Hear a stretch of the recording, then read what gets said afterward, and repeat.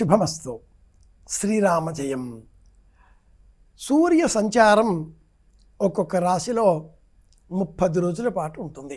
అదేవిధంగా గురుగ్రహ సంచారం కూడా ఒక్కొక్క రాశిలో సంవత్సర కాలం ఉంటుంది.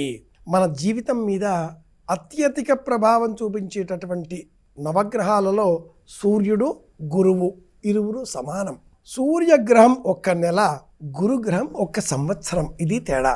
సూర్యగ్రహం కారణంగా మనలో ఆత్మశక్తి, తండ్రి ప్రేమ, ఉద్యోగం, విద్య, విదేశీ ప్రయాణాలు, ఆర్థికపరమైన ప్రయోజనాలు, అభివృద్ధి, స్థిరమైనటువంటి ఆలోచనలు, పట్టుదల, కార్యసాధన, ఎలాంటి దశలో కూడా ఓటమిని అంగీకరించకపోవడం, ఇలాంటివన్నీ కూడా రవిగ్రహం కారకంగా మనం పొందగలిగితే, గురుగ్రహ కారకంగా జ్ఞానం, వివేకం, మంచి మాట, వాక్చమత్కృతి, సత్సంతానం, అధికారం, స్థూల దేహం, పదవి, స్థిరమైనటువంటి వాక్య పరంపర, ఖచ్చితంగా మాట్లాడగలగడం, అర్థవంతంగా మాట్లాడగలగడం, ఇవన్నీ కూడా గురుగ్రహం కారకంగా మనకు లభిస్తాయి.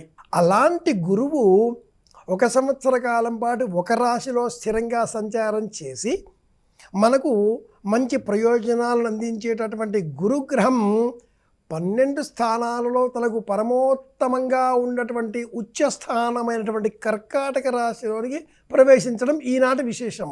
గురుగ్రహం కర్కాటక రాశిలో సంచారం ప్రారంభం చేసిన మరుక్షణం నుంచి గురువు యొక్క ఫలితాలు అద్భుతంగా మనకు అందడం ప్రారంభమవుతాయి.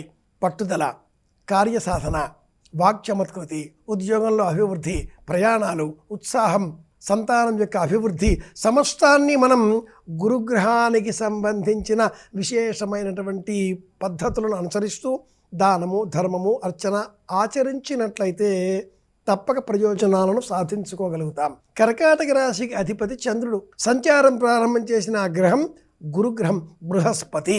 బృహస్పతే అతియదర్యో అరహ ఆద్యుమద్విభాతి క్రతు మజ్జనేషు. వైదికపరమైన అర్థం వేరుగా ఉన్నప్పటికీ బృహస్పతికి సంబంధించిన మంత్రంగా ఇదే మంత్రాన్ని ప్రాచీన కాలం నుంచి అందరూ వినియోగిస్తూ ఉంటారు.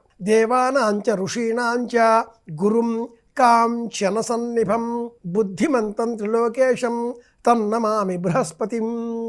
ఇది శ్లోక రూపంగా చెప్పుకుంటూ ఉంటాం. పసుపు రంగులో ఉండే మిఠాయిలను ఈ రోజున అందరికీ పంచిపెట్టాలి. పసుపు రంగులో ఉండే దుస్తులు ధరించాలి. తాము ఎవరి వద్ద మంత్రం స్వీకరించామో, ఎవరిని గురువుగా భావన చేస్తున్నామో అలాంటి గురుదేవులకు పసుపు రంగులో ఉండే దుస్తులను బహుమానంగా ఇవ్వాలి. గురు చరిత్ర పారాయణం చేసే ప్రయత్నం చేయాలి. గురు దర్శనం చేసుకోవాలి. దత్తాత్రేయ స్మరణ చేయవచ్చు, హయగ్రీవ స్మరణ చేయవచ్చు, దక్షిణామూర్తి స్మరణ చేయవచ్చు. తండ్రిని స్మరించడం ప్రధానంగా పెట్టుకొని సమస్త దేవతా గణాలను గురువులుగా భావన చేయాలి. మాతృదేవో భవ, పితృదేవో భవ, ఆచార్యదేవో భవ, అతిథిదేవో భవ, యాన్యనవద్యాని కర్మాణి. వైదిక మార్గాన్ని అనుసరించి ఎవరు గురువు అంటే తల్లి తండ్రి మాత్రమే గురువు, మిగతా అందరూ కూడా అనంతరం వచ్చేటటువంటి అతిథి గురువులే అంటుంది విజ్ఞానం. ఇలాంటి నేపథ్యంలో గురువు అన్న భావనను మనం బృహస్పతి అనే ఈ గ్రహ రూపం ద్వారా మనం మనవారిగా మార్చుకోవాలి. జీవితంలో అన్నీ సాధించాలి అంటే తల్లికి తండ్రికి ప్రీతికరంగా వారికి ఇష్టమైన పదార్థాలను అందిస్తూ పసుపు రంగులో ఉండే దుస్తులు, చీర, ధోవతి, చొక్కా, వస్త్రం వారికి ఇచ్చి నమస్కారం చేసి వారి ఆశీర్వచనాన్ని పొందగలిగితే కర్కాటక గురువు కారకంగా వచ్చేటటువంటి సమస్త శుభ ఫలితాలను జాతకరీత్యా మనం సాధించుకోగలుగుతాం. సింహంలో కేతువు సంచారం, కుంభంలో రాహువు సంచారం, మీనంలో శనిగ్రహ సంచారం, ఇక కర్కాటకంలో గురుగ్రహ సంచారం.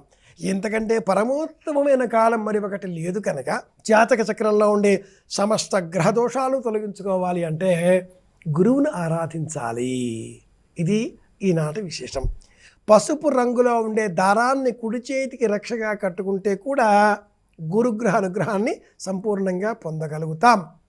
తీపి పదార్థాలని అందరికీ బహుమానంగా అందిస్తే కూడా గురుగ్రహ రుచి తీపి మనకు మంచి ప్రయోజనం కలుగుతుంది. తెలుసుకున్నాం కనుక పాటిద్దాం. అందరి క్షేమాన్ని కోరదాం. మళ్ళీ కలుసుకుందాం. శుభమస్తు. శ్రీరామ జయం.